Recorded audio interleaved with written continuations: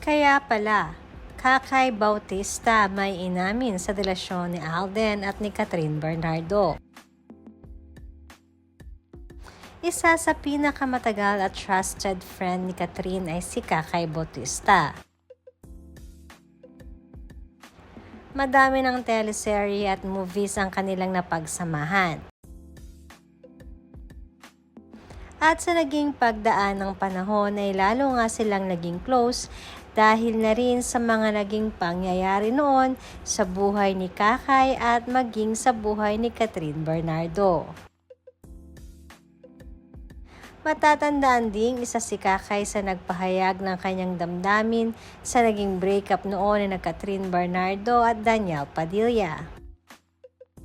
Ayon na rin kay Kakay,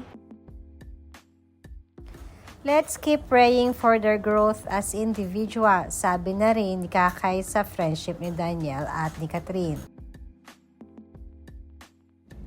Sinasabi din ito na nagkaroon sila ng heart-to-heart talk ni Catherine kamakailan lamang.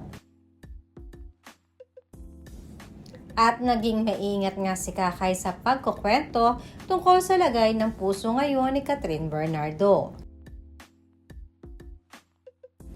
Ayon kay Kakay, mas prepared kasi ni Catherine na mas mahabang ligawan ngayon, yung tipong gusto niya talagang kilalanin muna ng husto ang isang tao bago pumasok sa isang relationship.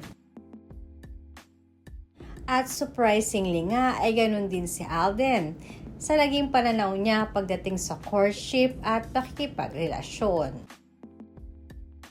Biglang ang natawa si Kakay dahil sabi niya ay para talagang compatible ang dalawa. Pagtatapos ni Kakay, sabi niya, wish them happiness lalo na ang kaibigan niya na si Catherine Bernardo.